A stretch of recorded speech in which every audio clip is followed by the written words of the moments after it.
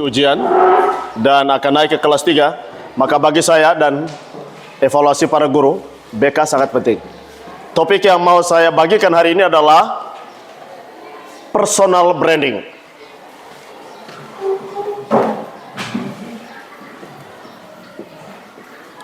Personal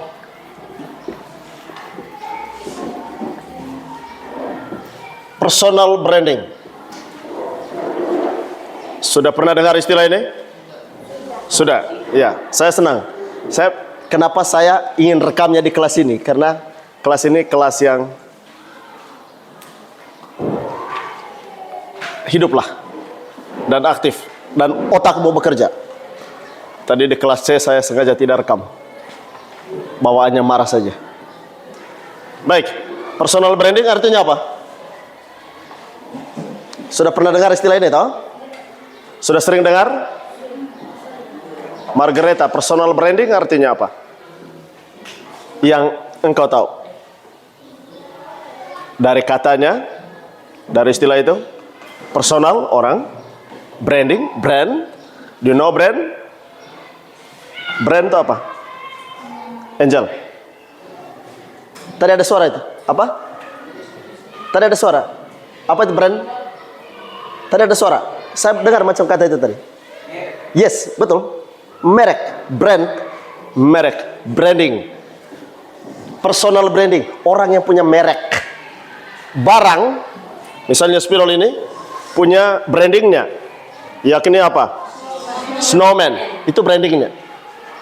Ketika sebut snowman, kita tahu itu spidol. Oke? Nah, sebagai manusia, kita perlu memiliki personal branding. Dan itu dibangun mulai dari sekarang. Kita mau dikenal sebagai orang seperti apa? Oke? Kita mau dikenal sebagai orang seperti apa? Lebih lagi sebagai siswa. Kita mau dikenal sebagai siswa apa? Siswa yang bandel kah? Siswa yang memiliki kecerdasan kah? Siswa yang memiliki attitude kah? Siswa yang memiliki kualitas diri dalam kerohanian yang bagus kah? Dan aneka macam hal lainnya. Oke? Itu disebut dengan personal branding.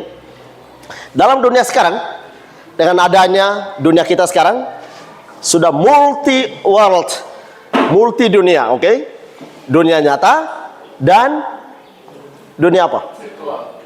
Dunia virtual, dunia maya, dunia medsos, dunia internet dengan macam-macam cabangnya. Ada TikTok, ada YouTube, ada Facebook, ada WA, ada Instagram, dan aneka media-media internet lainnya. Kita perlu personal branding. Orang akan senang buka YouTube ketika lihat keluar YouTube-nya siapa itu. Karena ada personal brandingnya. Ada kekasan yang ditampilkan oleh orang itu. Aduh, ketika lihat di beranda TikTok, orang ini muncul, tertarik untuk lihat apa yang dikatakannya. Kenapa? Karena personal brandingnya. Oke? Nah, sebagai siswa-siswi, ada personal branding yang sifatnya umum, general. Tetapi ada yang personal branding yang masing-masing orang berbeda-beda. Yang general yang mau Pater katakan ialah seperti yang kemarin Pater sampaikan di kelas 7, yakni kita harus menjadi good student. Good student itu harus memiliki 3R.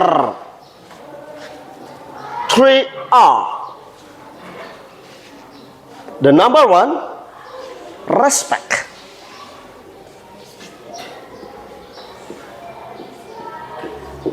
The number two, responsibility.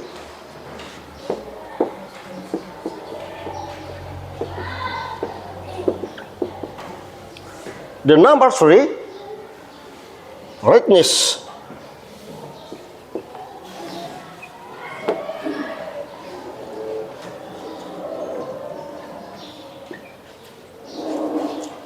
Tiga hal ini secara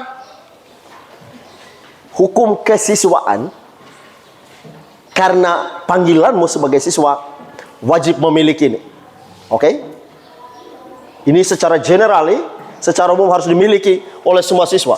Respect, responsibility, rightness. Apa itu respect?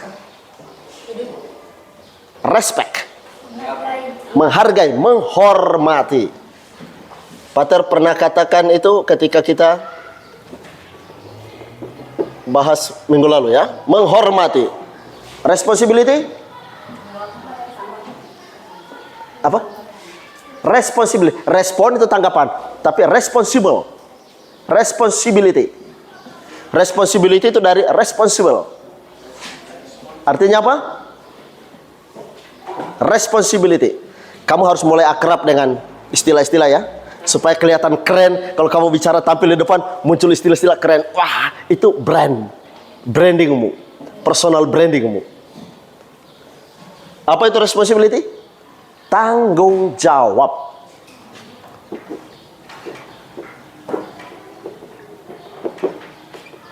Tanggung jawab.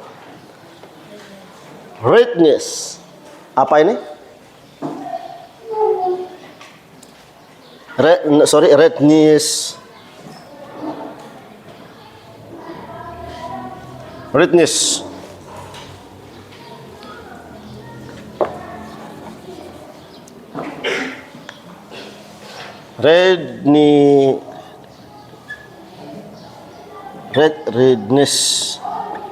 Readiness.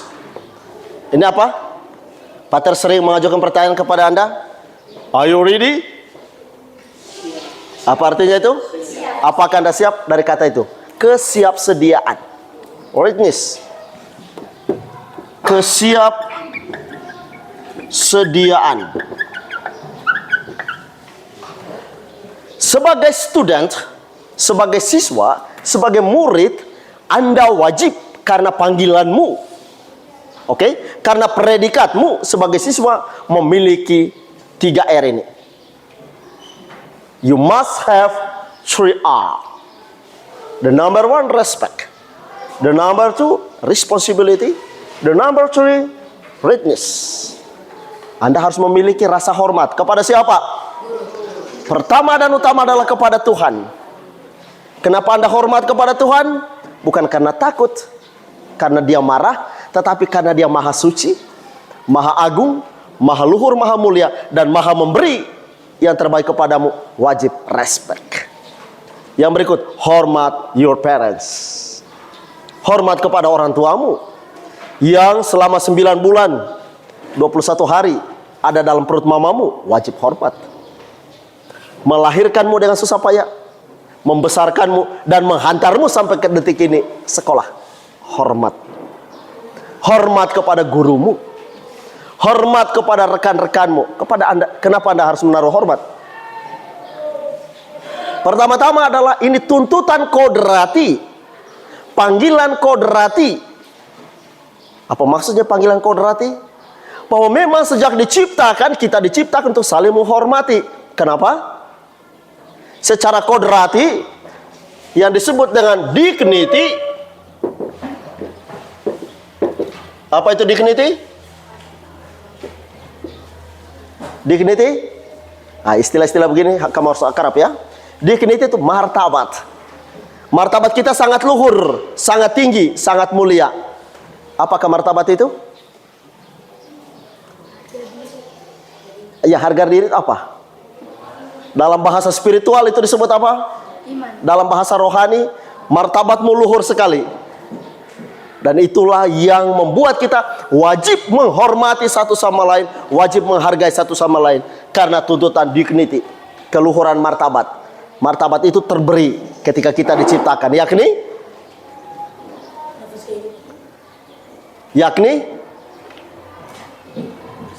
ketika kita diciptakan ada diskusi alot dalam kasih antara Father, Son, and Holy Spirit, antara Bapa dan Putra dan Roh Kudus. Ketika segalanya sudah tercipta, sekarang pikir siapa yang harus mengelolanya, siapa yang harus merawatnya, siapa yang harus menguasainya. Perlu ada manusia. Nah, bagaimana menciptakan manusia? Mereka 3 sepakat harus diciptakan. Yes. Siapa yang mengatakan itu? Siapa namamu? Paulus. Sesuai dengan namamu. Kita harus menjadikan mereka serupa dan segambar kita, secitra kita. Siapakah kita? No, yang tadi diskusi tadi. Ya, serupa dan segambar kita. Siapakah kita itu? Bapa, Putra, dan Roh Kudus. Sejak bahkan sejak direncanakan, sejak dipikirkan, sejak diciptakan, bahkan sebelum diciptakan, mereka tiga sudah bersepakat. Manusia yang kita ciptakan itu harus segambar dan serupa dengan kita. Itulah letaknya kodrat manusia yang luhur dan mulia yang disebut dengan martabat. Karena tuntutan martabat itulah, maka manusia wajib hukumnya saling menghormati. Ketika Anda merendahkan, membuling satu dengan yang lain, tidak menghargai guru, tidak menghargai orang tuamu, Anda menghina Allah yang telah menjadikan kita semua seharkat dan semartabat dengan Allah. Oke? Itulah yang maksudnya dengan menghormati. Tuntutan dignity, tuntutan martabat. Yang kedua, responsibility. Artinya apa? Tanggung jawab. Apa itu tanggung jawab? Ada tanggung, ada jawab. Karena kepadamu ditanggungkan predikat tadi sebagai siswa, maka ada jawabnya. Jawabnya dalam bentuk apa? Belajar. Sebagai pelajar, tanggung jawab utama apa? Belajar. Because your predikat student. Karena predikatmu sebagai student, sebagai pelajar, maka tanggung jawab utama adalah belajar, berpikir, dan mempertengkarkan pikiranmu supaya semakin maju, semakin berkembang, semakin tajam, semakin jernih. Bertanggung jawab terhadap guru, bertanggung jawab terhadap lembaga ini, nama baik lembaga ini. Jangan sampai nilai setitik merusak susu sebelanga. Karena kelakuan satu orang bisa merusak lembaga besar ini. Yayasan Ordo Santo Agustinus dan keluarga besar Ordo Santo Agustinus dan keluarga besar Gereja Katolik. Yang terakhir, read this. Anda selalu siap sedia untuk apa? Kenapa kita harus selalu siap sedia? Kenapa kita selalu siap sedia? Penina, kenapa kita selalu siap sedia?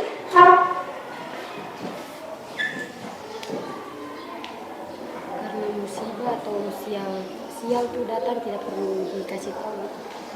Karena musibah, sial, kita tidak pernah menduga. Itu salah satu aspek. Kenapa kita selalu siap sedia?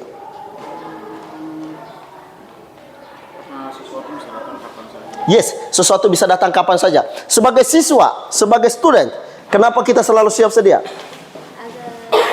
waspada. Ya, kenapa selalu waspada? Karena sesuatu bisa datang kapan saja. Iya, sebagai student, misalnya saya guru. Begitu kamu berdiri, selamat siang Pater. Sit down please. Silakan keluarkan kertas dan pulpen, ulangan. Pater kapan beritahunya? Siap sedia. Tidak perlu diberitahu. Termasuk menghadap ujian sekarang, dari sekarang siap sedia. Seperti Pater sampaikan dalam pertemuan minggu lalu. Itulah siswa yang baik. Siap sedia. Aurel, are you agree? Anda setuju? Yes. Good. Oke. Nah, sekarang ketika kita menentukan personal branding kita perlu belajar pada orang lain, bukan? Ya, kita perlu menentukan siapa idolatri kita, siapa tokoh idola kita. Waktu perjumpaan awal-awal ketika saya ngajar BK, waktu itu saya sudah meminta Anda untuk menuliskan siapa idolamu. Oke? Itu menjadi contoh role model bagimu untuk menentukan personal branding. Yang saya tawarkan kepada Anda siang ini sebagai role model untuk anak muda adalah Santo yang baru digelari kemarin tanggal 24. Yes, kalau saya tahu pasti. Tanggal 24 Mei 2024 diberi gelar Santo dan diumumkan resmi oleh Vatikan, yakni Santo Carlo Acutis. Dia lahir 1991, meninggal 2006. Hidupnya singkat sekali. 1991 lahir, meninggal 2006. Itu artinya berapa tahun? 15-16 tahun ya. Umurnya hanya segitu. Anda sekarang berkisar umur berapa? 14. 1 tahun lagi hampir sama dengan umurnya Carlo Acutis. Carlo Acutis yang meninggal 2006, sekarang 2024, itu artinya berapa? 14 tahun. Oke? Sudah 14 tahun berbaring di makam, jenazahnya masih utuh sampai sekarang. Wajahnya masih hidup sekali, masih segar, saya belum ada merinding. Wajahnya masih segar sekali. Kenapa bisa begitu? Karena personal brandingnya keren selama dia hidup. Macam kita ini, mati hari ini, besok sudah bau. Yes. Maka ada tokoh ternyata yang bisa kita ambil sebagai role model untuk kita, untuk menjadikan diri kita juga bisa personal branding. Dia yang selama hidupnya menjadi berkat bagi banyak orang, kemuliaan bagi nama Tuhan, ternyata setelah meninggal pun tetap menjadi berkat. Ada seorang anak dari Brazil yang sakit sejak lahir, cacat bawaan sejak lahir, tidak ada harapan untuk hidup, dibawa oleh orang tuanya ke Assisi, ke Italia, dan berdoa di makamnya, dikaruniai kesembuhan, sembuh total.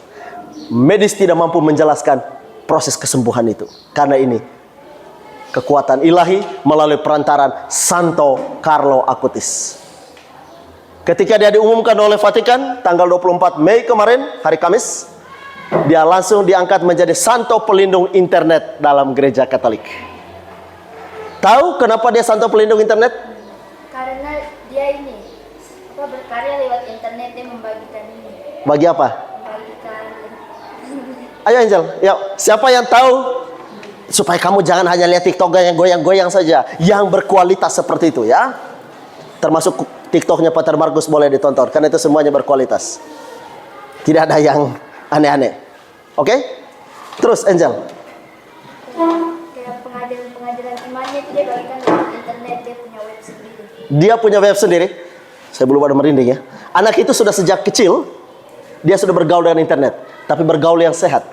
Dia main games di internet, dan dia buat website sendiri, menghimpun seluruh mujizat ekaristi yang terjadi di seluruh dunia melalui website pribadinya. Dan dia membagi kepada seluruh dunia tentang mujizat ekaristi Maha Kudus. Bahwa menurut pengalaman iman dan penglihatan dia, pada saat perayaan ekaristi Maha Kudus, Kristus sungguh hadir nyata. Maka dia setiap hari, kalau dia bisa jalan lewat depan gereja, pasti dia akan di depan gereja, dia berhenti dulu, dia menaruh hormat. Hormat siapa itu? Kristus yang ada di mana? Yes. Yesus Kristus yang hadir dalam sakramen Maha Kudus yang ditahtakan di tabernakel. Itu dalam penghayatannya bersama Kristus, dan seluruh hidupnya ia baktikan untuk membantu orang. Dia menjadi guru katekese, guru agama, anak kecil. Kamu bayangkan, umur belasan tahun sudah mengajar agama, katekese, mewartakan kebenaran iman kepada orang lain. Lalu sebelum meninggalnya, dia menyampaikan wasiat kepada gereja Katolik bahwa satu-satunya jalan tol menuju surga adalah Ekaristi Maha Kudus. Jalan tol menuju surga, menuju surga, Ekaristi Maha Kudus.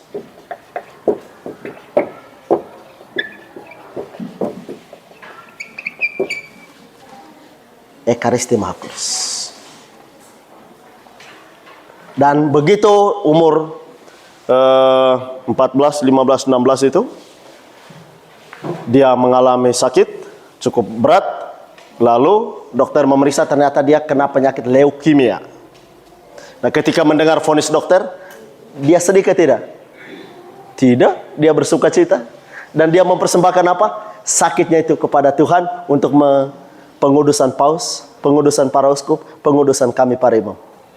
Bayangkan, anak kecil, karena kecintanya kepada Kristus melalui Ekaristi Maha Kudus, dia mempersembahkan penderitaannya untuk pengudusan kami para imam. untuk pengudusan para uskup dan pengudusan paus. Kenapa kami yang harus dikuduskan? Tahu Angel kenapa? Andre kenapa? Kenapa dia doa khusus untuk paus, uskup dan imam? Dan mempersembahkan penderitaannya? Kenapa? Hubungannya dengan Ekaristi apa? Karena ini paus, uskup dan imam itu ini perwakilan dari Allah. Dalam hubungan dengan Ekaristi. Karena yang bisa mempersembahkan Ekaristi Maha Kudus dan menghadirkan Kristus dalam perayaan Ekaristi Maha Kudus adalah paus, uskup, imam. Maka harus kudus, harus suci. Masuk akal bukan? Karena yang hadirkan apa? Sang Maha Kudus, Sang Maha Suci, Tuhan Yesus sendiri. Maka kami para imam wajib hukumnya kudus. Markus Malar, jangan aneh-aneh Markus, kata Carlo Augustus. Dan akhirnya dalam penderitaan, selain dia mempersembahkan penderitaannya untuk pengudusan kami dan pengudusan seluruh umat manusia supaya menghargai Ekaristi Maha Kudus, dia mempersembahkan doa khusus supaya begitu dia meninggal tidak melewati api penyucian, langsung masuk surga. Karena tadi Ekaristi jalan tol menuju surga. Dan ternyata benar bukan? Begitu meninggal tidak lewat api penyucian lagi, langsung surga. Bukti jenazah sampai hari ini masih hidup, wajahnya masih hidup, masih ceria. Kita yang lain ini baru mati 1 menit, sudah bau. Semoga tidak. Saya juga berdoa sekarang, mudah-mudahan nanti anak-anak alumni SMP Villanova kalau datang lihat Pater Markus, jenggotnya masih segar di makam ini. Tapi bukan makam gali seperti Pater Trom. Di sana makam seperti goa, lalu masukkan dia di dalam peti kaca ya, sehingga orang bisa lihat dia masih ada dalam peti kaca. Nanti kamu pulang buka di internet, lihat Carlo Acutis. Dia masih pakai jaket, dia tidur tangannya begini dengan pakai sepatu olahraga. Kenapa dia pakai sepatu olahraga? Karena dia hobi main bola. Sehingga waktu dia dimasukkan ke dalam peti waktu meninggal, pakai sepatu olahraga, celana jeans dan jaket. Sampai hari ini dengan tangannya begini. Seperti tidur indah, tidur abadi. Wah, bahagia sekali kalau saya begitu nanti. Kalau saya nanti begitu, saya bilang, jangan gali kubur untuk saya. Buat apa ke gua kah supaya Andre datang? Ih, Pater ada tidur di dalam.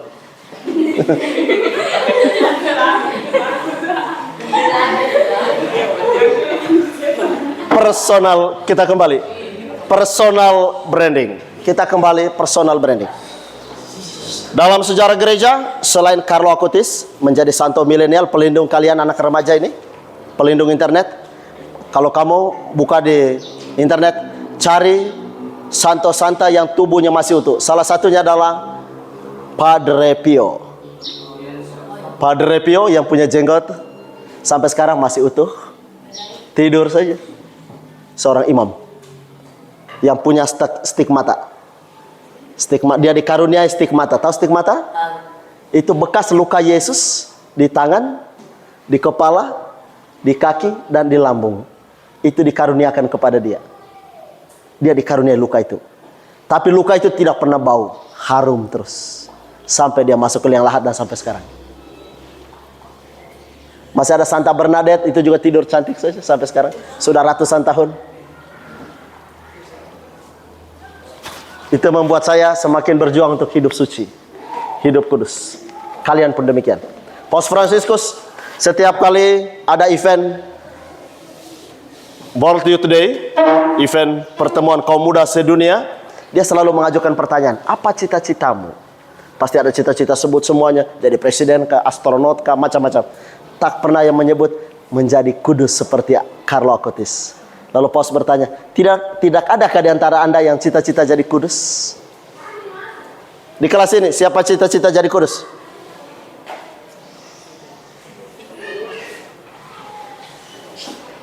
Tidak ada yang cita-cita jadi kudus, kasihan sekali hidupmu. Anda rame-rame ke neraka. Ya, Ateng ya, harus cita-cita. Justru cita-cita itu yang kemudian memotivasi kita untuk selalu berbuat baik. Oke, kita kembali ke personal branding. Kembali kepada personal branding. Pertemuan lalu, dia memberikan jawaban luar biasa atas pertanyaan saya ketika pilihan God or money. Dia memilih God. lalu kemudian dia sampaikan bahwa secara faktual dia adalah juara kelas. Wow, itu personal branding. Jadi saya sampai sekarang kalau ingat dia, ingat juara 1 di kelas 8A. Kalau saya ingat Angel, dia agak apa kalau bicara R-nya agak melepot. Tapi itu keren kalau bahasa Inggris. Pronunciation Inggrisnya keren. Ya. Jadi di kelas itu, kalau saya ingat Anderson, dia yang mengungkapkan misteri kenapa banyak nilai merah di SMP Katolik Villanova. Anderson yang mengungkapkan misteri itu. Yakni apa? Meremehkan mata pelajaran, meremehkan ujian. Karena dipikir nanti dikatrol. Mulai sekarang tidak ada lagi gaya itu. Dan kalau saya ingat Ateng itu sang Yohanes Pembaptis yang ada di SMP Katolik Villanova. Karena dia memberikan kesaksian bahwa dia akan menjadi role model untuk adik-adiknya dari Mosun yang akan dia tuntun untuk masuk di SMP ini. Kalau saya ingat Econ, itu salah satu video di TikTok saya yang viral karena doa Regina Celine. Ya, salah satu yang viral dan trending topik. Oke, ada pertanyaan? Bagaimana tips untuk memiliki personal branding?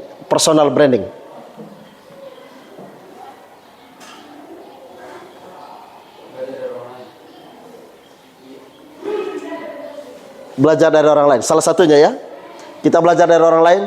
Jangan salah belajar. Jangan salah pilih orang yang kamu belajar. Yes. Belajar dari orang lain yang memang orang itu secara personal brandingnya it's okay dalam semua aspek. Salah satu hari ini Santo Carlo Acutis. Ternyata untuk menjadi baik itu tidak harus umur sampai 80 tahun. Tidak harus umur sampai ratusan tahun. Cukup 15 tahun di dunia sudah menjadi personal branding. Oke? Lalu kemudian selalu Pater ulang-ulangi. Tidak ada manusia yang sempurna. Oke? Tidak ada manusia yang suci selama masih hidup. Dia digelari kudus setelah dia sudah meninggal. Karena melihat kebajikan-kebajikan dan mujizatnya. Intinya, manusia pasti pernah jatuh. Tapi ingat bahwa ketika kita jatuh, kita sadar bahwa orang berdosa punya masa depan. Dan ketika Carlo Acutis saat ini digelari kudus, dia punya masa lalu. Ya, orang kudus pasti punya masa lalu, orang berdosa punya masa depan. Santo Agustinus mengatakan itu. Ya. Maka jangan berkecil hati.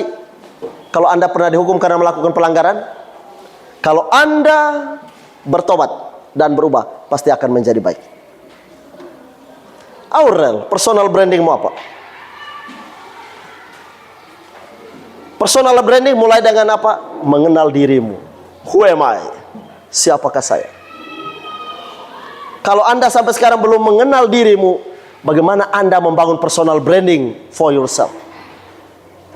Kenalilah dirimu. So, siapakah dirimu? Sejak perjumpaan awal, masih ingat? Pater sudah mengajukan pertanyaan, siapakah dirimu? Bertanyalah kepada dirimu masing-masing, who am I? Ketika kita sudah mengenal diri kita, kita mengetahui sisi lemah dan sisi lebihnya, kurang dan lebihnya diri kita. Disitulah kita mulai pelan-pelan membangun personal branding. Orang yang sudah memiliki personal branding, wow, dia masuk di dunia kerja. Oh iya, Anda saya pernah dengar banyak dari orang ini. Benar Anda? Yes, I am. Oh good. Wawancara berikutnya, masuk. Lalu begitu dia masuk di perusahaan, dan dia menjadi personal branding kemudian untuk perusahaan itu. Kehadiran dia membuat perusahaan itu langsung meledak. Wow, itu menjadi berkat. Jangan-jangan dia masuk, aduh jadi hancur. Karena dia korupsi. Karena dia menggelapkan uang. Wah, itu bahaya. Itu bahaya. Ya. Jadi personal branding selain berdampak positif untuk diri kita sendiri, tapi juga bagi orang lain, bahkan tempat kerja kita. Termasuk SMP Villanova ini. Ketika Anda semua memiliki personal branding. Karena misalnya Margareta, karena kecerdasannya, juga Angel dan juga yang lain, karena kecerdasannya, juara olimpiade misalnya, tingkat kabupaten, tingkat provinsi, sampai ke tingkat nasional. Yes, Anda telah menjadi branding untuk SMP Villanova. Oke? Personal brandingmu disumbangkan menjadi branding untuk lembaga, menjadi branding untuk sekolah ini. Itu yang diharapkan. Oke? Harusnya demikian. Akhirnya sekolah jadi harum, namamu dimuliakan dan ditinggikan oleh Allah, keluargamu namanya diharumkan, dan orang kemudian mulai mencatat, oh anak kita nanti di SMA di mana ya? Ikuti terus itu. Oh dia perguruan tinggi di mana ya? Sudah mulai diincar. Mudah-mudahan nanti lamar di perusahaan saya. Itu pasti dicari. Tapi kalau dicatat, namanya siapa? Disebut nama. Oh, yang tukang buat pelanggaran itu ya?